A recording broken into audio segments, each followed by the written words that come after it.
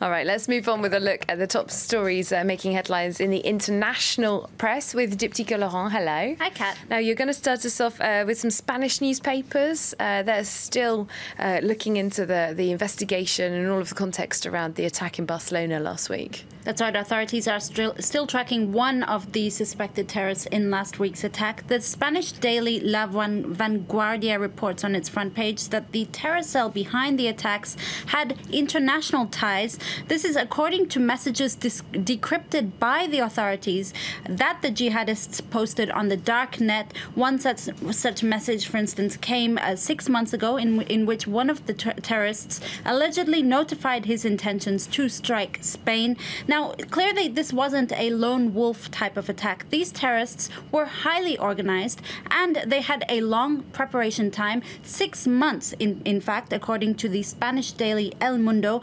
The terrorists hired an empty house. They were able to bring in explosives and gas canisters unnoticed in what Spanish authorities think may have been a plan for a much larger scale attack that was thankfully thwarted. Only one that they were essentially preparing virtually without any obstacles unhindered. And the Spanish police in the last couple of minutes actually have been saying that they have now identified the driver of the van that ploughed into those people on La Rambla. There's also an outpouring of tributes to all of the victims of this violence. There's also been particular attention, Kat, on one little boy, Julian Cadman, an Australian-British citizen. He was missing, initially reported missing. Sadly, now he's been confirmed dead. The saddest goodbye, this heartbreaking front page of the Australian Herald Sun. The boy, who was initially missing after being separated from his mother, she was seriously injured. The grieving family have paid tribute to their cheeky and funny boy, I'm quoting there. Prime Minister Mariano Rajoy has also paid homage to the victims and rescue services of last week's attack. In a paper called El Periódico, Rajoy says, "We must be united in defending the legacy of civilization against hate and horror.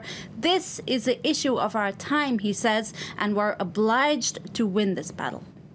There's another tribute to Spain that's been getting some attention. This time it's a military tribute from Lebanon. Well, the Lebanese army have been launching, they've been fighting in an offensive to chase out Islamic State group members out of the mountainous areas bordering Syria. On the weekend, they successfully reclaimed a part of that land and brandished the Spanish flag, as you see here on the front of the Lebanese newspaper L'Orient Le Jour, in homage to the victims of the Barcelona attack. 2/3 of the region has already been recaptured by the Lebanese army.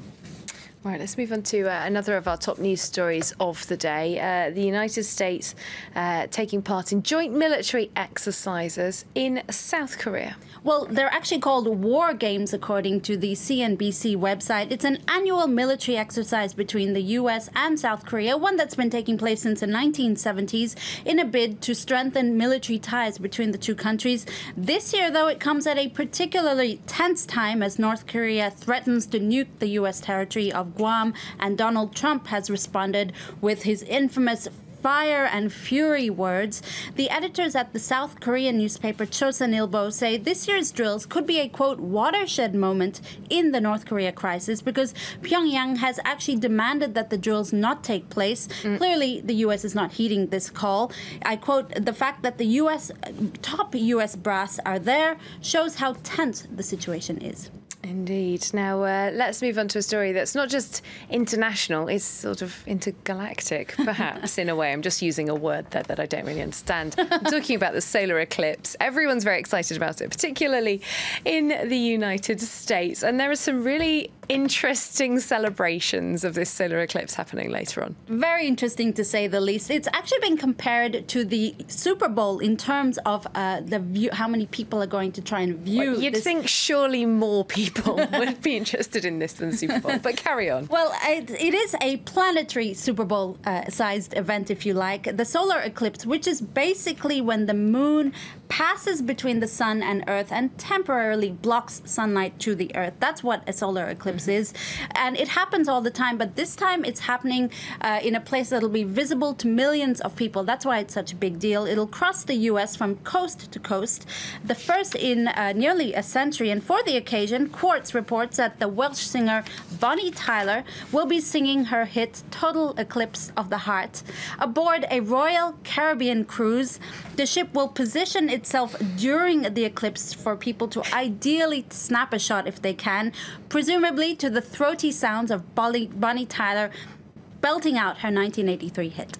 I mean, that song was written for this exact moment. I'm just very happy for her. Let's end with a story now from The Guardian about changing trends in India's Bollywood cinema industry. This is a fascinating read, Kat, if you can get past the rather racy headline, if you like. It turns out the contrived stories of forbidden or unrequited love that often make up a good part of Bollywood films is now making way for more serious issues. One very popular film is called Toilet, a love story that deals with a lack of toilets, an issue that's affecting 60% of India's 1 billion plus population. So it's no joking affair. In this film, for instance, it still has the theme of love. A woman refuses to be with the man she loves until he installs a toilet inside his home, and not so that she doesn't have to go to those outhouses like many people in India do.